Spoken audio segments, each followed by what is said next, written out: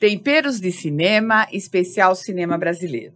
Estamos aqui novamente no estúdio com o Beto Brant, que está comentando os filmes que ele fez e que a gente está aproveitando e fazendo uma homenagem ao cinema brasileiro. O Beto é diretor, roteirista e nosso amigo aqui de Jundiaí. E a Viva Cozinha está sempre lá preparando a nossa receita da cozinha brasileira. Beto, mais uma vez, muito obrigada por estar aqui com a gente nesse papo delicioso sobre o cinema brasileiro. Isso aí, Fátima, é um prazer.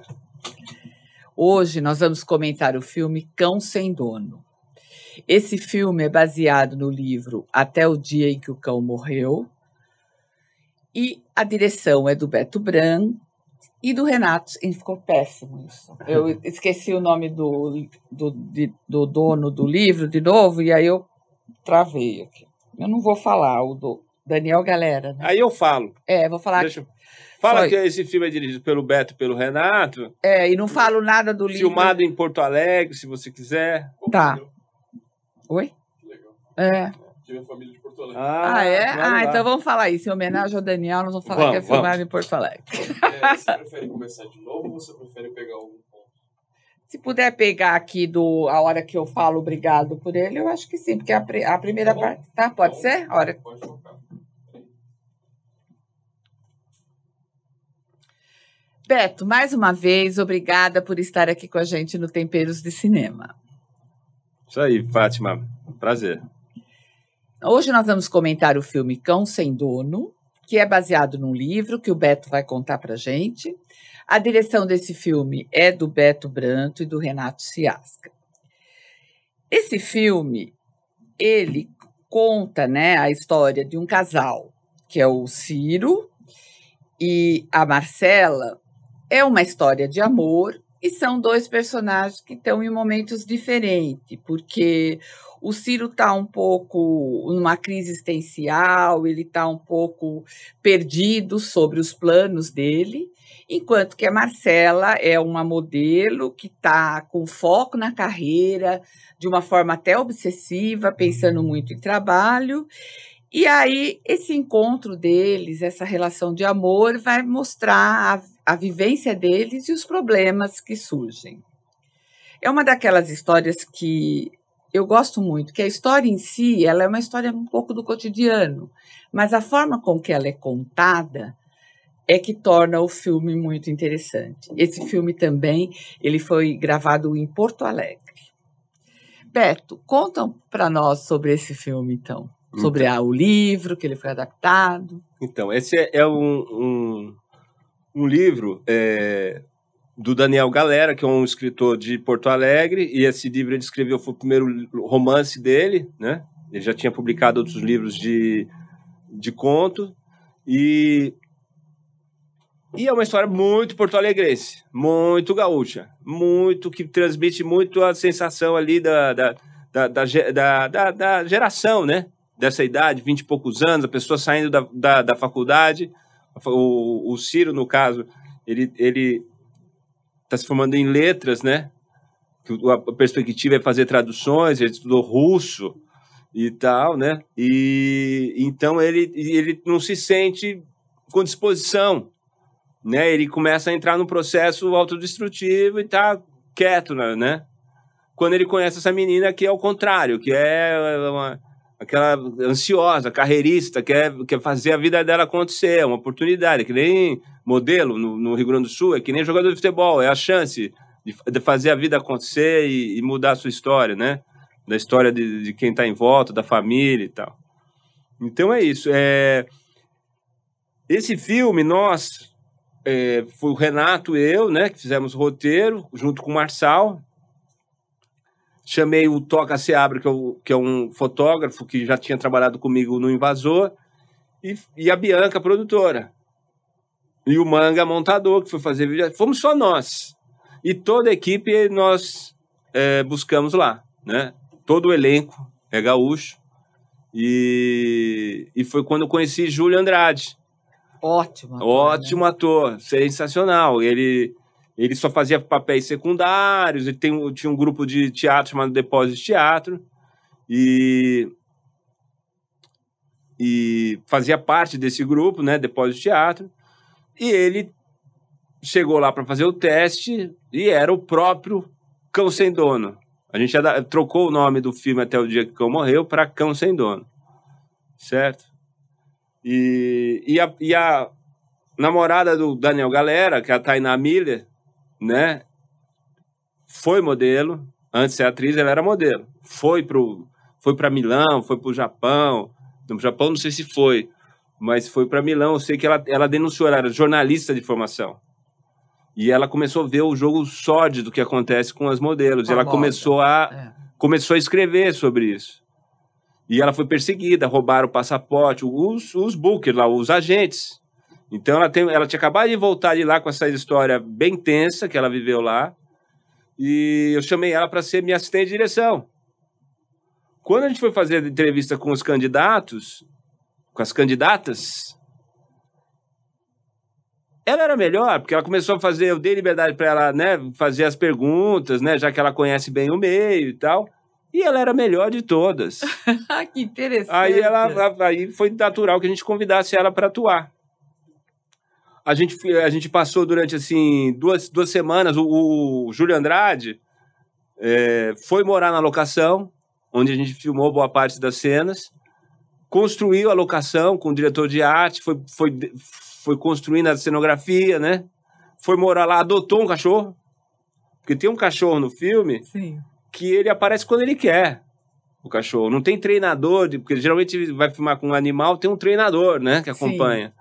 No caso, não. O Julinho, ele adotou, foi num canil público, escolheu, eu quero aquele ali, né? Que era o único cachorrinho que tava... os outros estavam latindo para ele, né? Aquele não, aquele tava olhando para fora. Ele falou assim, então vai ser ele. O Churras, né? E aí ele vai morar nesse local, a gente ensaia, né, no local com a Tainá, e quando começa a filmagem, o cachorro já era leal a ele. Então, quando o cachorro só aparece na hora que... Tem uma cena que o Julinho passa mal. Ele acorda no dia seguinte, começa a passar mal, e o cachorro foge da produção e vai atrás dele. Que interessante. Então é legal isso aí, de a gente ter a equipe toda, falar de questões geracionais, né? E toda a equipe ser da mesma faixa etária, mais ou menos, né? Todo mundo da equipe toda ali, praticamente. Tem um cineasta de Porto Alegre que não está lá até hoje, é professor, é muito talentoso, chamado Gustavo Espolidoro. Ele é o produtor executivo do filme. E a gente trabalhou com a equipe dele, que já era um grupo de profissionais de cinema que trabalhavam com o Gus, né? E a gente chamou ele para o nosso filme. Então, é muito legal, porque eu conheci Porto Alegre, a cidade que hoje é uma cidade que eu gosto de ir, que eu tenho amigos, né? Que eu me sinto à vontade, que eu tenho história na minha cabeça da época da filmagem. Eu fiquei 6 meses morando em Porto Alegre por conta do filme, né? Fiz muitos amigos lá. Tempos em tempos eu volto lá para Porto Alegre. No filme tem o motoboy, né? Tem um motoboy que atropela a Marcela, né? Aí o cara vai lá na casa do Ciro pedir perdão e convida ele para ir jantar na casa dele. Aí vai lá Marcela e Ciro vão na casa deles. A mulher tá grávida, aquela coisa toda, e eles vão comer uma lasanha, típica lasanha, né? E tem um outro momento que é interessante no filme, que o Ciro vai visitar os pais. E eu chamei para ser os pais dele o diretor da companhia que ele atuava, no Depósito Teatro, e a atriz, né? Os dois que eram colegas dele, de Roberta Oliveira e a Sandra, que eu esqueci o sobrenome dela. E aí o que acontece? É a cena do almoço, tem aquela coisa do menino voltar, o assunto, o pai e a mãe estarem cobrando uma atitude dele e tal, né? O cachorro, aquela coisa, né? Tentando motivar o menino ali e tal. E aí parou, rodou a primeira cena, né? A primeira sequência parou. já como tinha comida na mesa, tinha uma macarronada, uma coisa assim, né? Aquela coisa, domingo na casa dos... Domingo na casa da família, macarrão, né? com frango, alguma coisa do tipo, né? Típico. E aí, na hora do almoço, de vez de eu ir almoçar com a equipe, eu fiquei lá com eles e comia a comida de cena. Enquanto eu tô lá comendo aquela comida, eles que tinham a rotina do grupo de teatro deles, que era a sede do galpão, eles estavam de mudança. Iam mudar o grupo. Mas tinha problema no outro lugar que eles estavam querendo alugar para mudar a sede do depósito de teatro. Estava tendo umas obras com umas manoplas, com encanação, tinha, né, o bairro, como é que era a frequência do bairro. Estavam comentando isso. E eu comendo meu macarrão, ouvindo aquela conversa. Aí, quando foi começar a sequência da tarde, que seria uma segunda visita que ele faz aos pais, eu peço para o Roberto, falei, Roberto, faz de conta, você é um empresário, você tem uma pequena empresa, né? O seu trabalho, como é que você ganha a vida? Você tem um galpão industrial, que você faz alguma coisa lá, eu não sei. Então, você está de mudança desse negócio e você vai contar lá agora para o Ciro o que você contou para o Julinho, trazendo para essa situação dentro do filme, né? E foi muito legal, porque foi incorporado. O Roberto, muito habilidoso. Foi natural, né? Foi totalmente, porque não tinha no roteiro, não tinha construção, nada que fosse um diálogo. Tava com o diálogo muito funcional. O diálogo estava muito aquilo que precisava ser dito para fazer a história andar. Não tinha uma conversa para chegar no assunto, né? É. E foi muito legal, porque eu ali na mesa com eles, comendo macarrão com frango, ouvi e incorporei aquilo imediatamente para dentro da história. E funcionou muito, né? Olha, isso é uma delícia desse papo, porque a gente jamais iria saber dessa história. Você vai ver o filme com outro olhar agora, né? Se você não contasse. E assim, uma coisa que eu percebi, você falou quando você foi filmar Eu Receberia as Piores Notícias, você usou muito a equipe lá do Pará. Aí em Porto Alegre também. Isso é comum quando você viaja, assim, para fazer um filme? É só pela parte financeira ou é também porque você pega coisas da... Não, é porque imagina você vai fazer, você vai fazer uma festa, um almoço e você leva os convidados, né? Você é convidado para o almoço, vai lá levar os convidados também, né? Então é legal você ir na casa dos outros e você interagir, né? E essas pessoas têm, logicamente, uma bagagem do local. Elas vão trazer, né? Porque eu tenho uma história, eu tenho um livro. Eu escolhi filmar naquela cidade, mas o livro você descreve aquilo que você quer, né? No cinema você tem que dar as informações, você tem que construir visualmente tudo, né? Mesmo aquilo que não seja o foco da narrativa. Então é lógico que você trabalhar com uma equipe local, eles recebem os que estão chegando. Por exemplo, Eu Receberia, tem gente de Minas, tem gente de Porto Alegre, tem gente de Belo Horizonte, tem gente do Rio de Janeiro, tem gente de Fortaleza e tem vários do Pará, né? Então eu trouxe várias pessoas que eu conheci em diversos filmes, né? Mas isso no caso de Porto Alegre, isso deu uma coisa que foi realmente lá, era só gaúcho mesmo, era só gaúcho. E era geracional, as pessoas da equipe tinham uma vida dentro dessa estratificação ali, daquela geração que tá dentro da dramaturgia do filme. Nossa, muito, muito interessante. E o tempero nem foi gaúcho, porque não tinha carne, era lasanha, era macarronada. Não, a gente chegou a filmar, e uma coisa que é curiosa no churrasco gaúcho, porque paulista faz como churrasco? O paulista vai assando no espeto, ou o que seja, e vai tirando aos poucos, vai comendo devagarzinho, né? Num final de semana, você vai comendo devagar, é o slow food, não é? Exatamente, o programa vai ficar o dia inteiro. Isso. É um gaúcho, não. Gaúcho assa tudo, bota na forma, serve tudo, né, Daniel? Serve tudo, come tudo. E salada de batata. E Grêmio Internacional. E a discussão sempre tem. Isso é clássico. É clássico. E o que acontece? A gente chegou a filmar uma cena, que eu tenho essa história de ritualizar muito a questão da comida dentro envolvendo os personagens. A gente chegou a filmar a memória do Ciro quando era garoto, que o pai levava ele para o interior, e a gente foi lá filmar no interior, no Arroio dos Ratos, né, numa região, e a gente filmou tipo o avô carneando o carneiro, e tal, fizeram o churrasco, o fogo, o menino. A gente queria que isso estava dentro do Galera, porque o pai do Galera tinha a gente foi na propriedade do pai do Galera. E fomos com o pai do Galera lá e tal, e ele produziu essa cena para nós. Chamamos um ator para fazer o avô, e nós chegamos a filmar. É que quando você vai montar o filme, você está dramaticamente com foco ali nas questões relacionadas com a Marcelo e o Ciro, né? A tensão crescendo ali, botar um flashback contando como é que é o passado, por mais linda que tenha sido a cena filmada, não cabe, porque você vai interromper um fluxo já emocional do filme, né? Então aí, com muita dor no coração, a gente tirou essa cena do filme.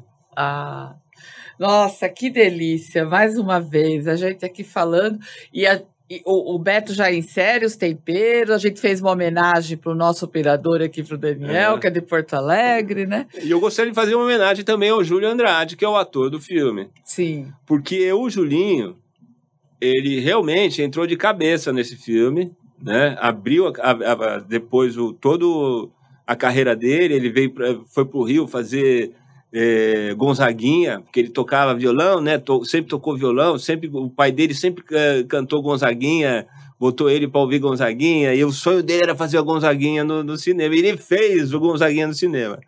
Fez Paulo Coelho, que ele tinha menos vontade de fazer, e fez Raul Seixas na TV. E aí começou... Fez a série também, aquela série que Mas ele é tão incrível, a dedicação dele pro filme, que tem 2 making-off. Tem o making-off da pessoa, do Dudu, que nós chamamos, cineasta também de lá, que nós chamamos, ele fez o making-off. Tem um making-off que o próprio Julinho fez. Porque o Julinho é muito habilidoso mesmo, com equipamento. Ele já montou um filme comigo, ele é muito habilidoso. E com marcenaria e coisa e tal. E ele... enquanto filmava, ele foi documentando todo o processo dele dentro do filme. E é muito legal de ver. Não sei se o making-off está disponível na Filme LE, o filme certamente, mas ver como ele... Que é legal, como a cabeça dele... Porque a gente vê o filme pronto, o resultado. Quem estava lá presente sabe como é que o ator... Né, o ator também está sempre num processo muito intimista, né? Vai pro quarto dele, vai passear e tá construindo, né? É um diálogo muito solitário ali. No caso do Julinho, ele compartilhou isso através de um filme que ele fez, né? É muito legal. Julinho é um cara de um talento, assim, sobre-humano. Ai, que bom. Eu gosto muito dele também. Beto, mais uma vez, obrigada. Foi um papo delicioso. Semana que vem a gente está aqui novamente. Eu já estou ficando com saudade, porque está terminando a nossa série. E vocês vão ficar agora com a Viva Cozinha. Nós, né? Vamos ficar com a Viva Cozinha, com a receita. E a semana que vem a gente volta comentando mais um filme aqui do Beto. O Invasor. O Invasor. Esse aí. E agora nós vamos receber a Ayla da Viva Cozinha, que vai dizer qual receita ela escolheu para nós aqui dos Sabores Brasileiros. Ayla, seja muito bem-vinda novamente ao Temperos de Cinema. Oi, Fátima. Eu tô gostando, viu, de estar aqui. Nós também estamos adorando. A gente está passando um pouco de vontade, mas a gente gosto. Tá adorando. Eu gosto disso. Bom, hoje eu vou ensinar vocês o frango à la Gaston. Acho que combinando aí com o almoço de domingo, é um jeitinho diferente de fazer um frango, que é tão comum na casa das pessoas aos domingos, né? Exatamente. E essa receita ela escolheu porque nesse filme tem uma cena muito interessante que é um almoço, um típico almoço em família de domingo. Então, Ayla, vamos para essa receita passo a passo. Vamos lá. Bom, eu vou ensinar, então, o frango à la Gaston com umas batatas douradas assadas, tá? O que a gente vai fazer? Primeiro eu vou ler os ingredientes. A gente vai precisar ali de 4 batatas Mona Lisa, que é aquela batata tradicional que a gente usa no dia a dia. Também fica muito legal fazer com aquela batata pequenininha, aquela coquetel, sabe? Eu adoro substituir a batata grande por aquela, eu acho que fica muito bonito no prato. Aí eu vou usar 2 dentes de alho, 2 colheres de sopa de azeite, alecrim, sal e pimenta do reino. Isso é pra gente fazer as batatas. Essa batatinha também, gente, é um acompanhamento que vocês podem usar em diversas receitas. Pra gente fazer o frango, o que eu vou usar? Aproximadamente 1,5 kg de coxa e sobrecoxa, desossada e sem pele, tá bom? Aí eu vou colocar 2 colheres de sopa de páprica picante. Se não gostar de pimenta, pode colocar a páprica defumada. Vou te pedir pra puxar um pouquinho o microfone pra sua boca. Tá bom? Isso. Aqui? Isso. Ok. Parou na páprica, né? Uhum. Aí eu vou usar sal, pimenta do reino, vou usar 2 colheres de sopa de manteiga, 2 colheres de sopa de azeite, 200 ml de vinho branco seco, sempre seco para fazer as preparações, 200 ml de creme de leite fresco, tá? 2 colheres de sopa de mostarda Dijon, pode ser a mostarda amarela também, mas a mostarda Dijon é sempre mais gostosa. E aí eu vou usar 100 gramas de queijo gruyère ralado na parte mais grossa do ralador. E uma xícara de farinha de pão ou farinha panko, pode ser também. Que hoje é mais fácil a gente usar a farinha panko, né? E aí 2 colheres de sopa de ervas frescas. Você pode escolher a que você quiser. Eu, claro que vou escolher o tomilho, porque sou fã dele. Então vai ser, eu posso usar aqui tomilho com manjericão, fica muito legal essa combinação. Então o primeiro passo, a gente vai colocar essas batatas para assar. Coloca a batatinha ali numa assadeira, no forno bem quente, a 200 graus. Se for a batata pequenininha, pode só cortar ao meio. Mantenha as cascas. Se for uma batata grande, você pode cortar ali em mais ou menos 6 pedaços, tá? Acomoda essas batatas na assadeira, coloca o alho, tempera com sal, pimenta do reino, rega com um pouquinho de azeite. Leva pro forno mais ou menos uns 30 minutos até que elas estejam bem douradas, tá bom? Não cobre com papel alumínio, é aberto, beleza? Vamos pro frango, então. A gente mantém esse forno ligado, porque a gente vai precisar dele para fazer o frango. Primeira coisa que eu vou fazer, eu vou comprar já essa coxa e sobrecoxa desossada e sem pele, mas ela normalmente vem inteira. Eu vou cortar em pedaços mais ou menos ali em 3 ou 4 pedaços para ficar mais fácil para servir, porque às vezes a coxa é muito grande para uma pessoa só, então a gente já corta para facilitar na hora de servir. E aí eu vou temperar esse frango com a páprica, com o sal e com a pimenta do reino, beleza? Aí eu vou pegar uma panela e eu vou colocar a manteiga e o azeite. E aí vem uma dica. Você sabe por que a gente usa a manteiga e o azeite? Para não queimar, né? Exatamente. O ponto de fusão da manteiga é muito baixo. Então, se a gente coloca só a manteiga, o que acontece? A manteiga queima, né? E aí, às vezes, dá aquele gostinho de queimado que não fica legal no prato. Quando a gente coloca uma outra gordura, o óleo ou o azeite, aumenta o ponto de fusão. E aí eu consigo ficar com mais tempo ali aquela preparação no fogo. Tá bom? Então, quando a gente vai fazer bife, quando a gente vai fazer frango, qualquer coisa que você vá fritar, que você precisa de um tempo maior, que você quer o gostinho da manteiga, junta essas 2 gorduras. Essas dicas são fantásticas. Que bom. Bom, então a gente derreteu ali a manteiga. O que a gente vai fazer? Fogo alto. Eu vou colocar o frango na panela. Outra dica muito importante que serve para qualquer proteína que você for fazer. Uma coisa que as pessoas sempre falam pra gente é: por que quando eu vou fazer bife, junta aquele monte de água na frigideira? Né? Acho que isso já aconteceu na sua casa. Por quê? Tá tudo quentinho ali. Você vai tirar a carne da geladeira. Você vai colocar tudo de uma vez na panela. O que vai acontecer? A temperatura vai lá pra baixo. Então, aí vai soltar água. Não é isso que eu quero. Então, pra gente não perder a temperatura da panela, coloca um pedaço Espera um pouquinho. Espera um pouquinho, que eu falo um pouquinho mesmo, tipo 10, 20 segundos. Só para reestabelecer a temperatura da panela. Coloco mais um pedaço. Vou colocando aos poucos. Você vai ver que não vai perder a temperatura da sua preparação ali. Vou deixar esse frango sem mexer. Outra coisa, segura a ansiedade.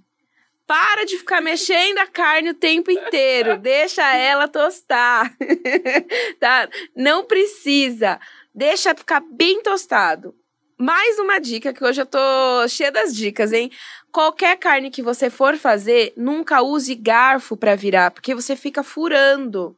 Quanto mais você fura, mais líquido sai da carne. Você tá perdendo suculência. Usa uma pinça. Não tem uma pinça? Use 2 garfos e faça de pinça, tá? Isso vai manter a suculência da sua carne. Mantém aquele líquido gostoso que fica dentro da carne, tá? Isso vale para tudo, beleza? Bom, deixei ele bem tostado, aí eu vou virar, tá? Quando eu falo deixar bem tostado, vai ficar ali uns 10 minutos tostando mesmo. Eu quero aquela crosta dourada. Virou, deixa tostar bem do outro lado também. Beleza? Aí, quando todos os lados estiverem tostados, o que acontece? O frango, ele fica cru por dentro. Acontece isso. Abaixa o fogo e tampa a panela. Aí é a hora que ele vai soltar o líquido ali e ele vai cozinhar por dentro, tá? Com o próprio líquido que solta, ele forma um vaporzinho ali dentro da panela e ele vai chegar no ponto, beleza? 20 minutos, fogo baixo, mexendo de vez em quando. Para de ficar mexendo toda hora. É só risoto que a gente mexe toda hora. Tá bom? Desliga o fogo depois desses 20 minutos. E aí a gente vai acomodar esse frango num refratário. Beleza? Não lava a panela.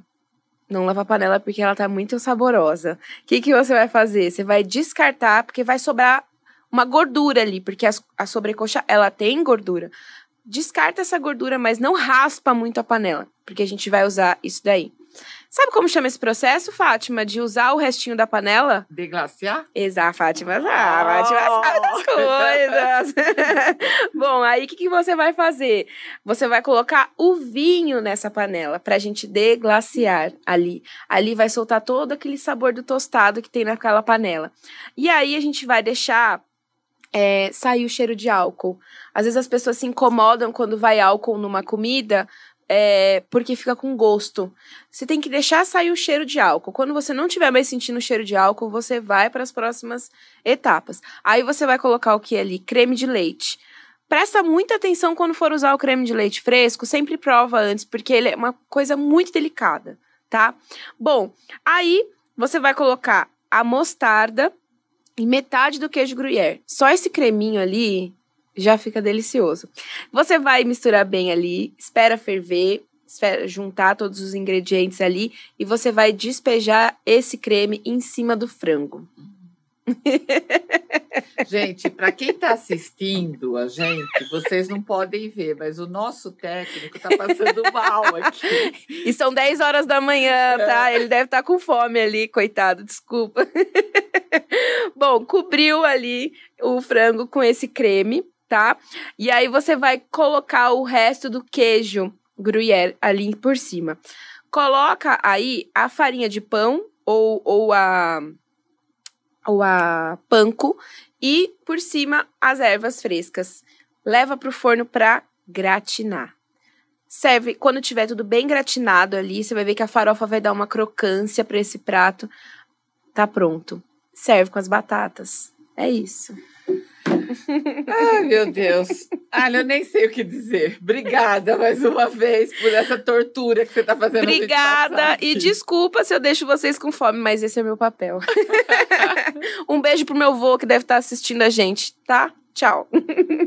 Não esqueça que a gente está no YouTube, no Spotify, no Portal JJ, no blog do Temperos. Então, você tem como ver essa receita e outras que a Viva Cozinha já deixou lá.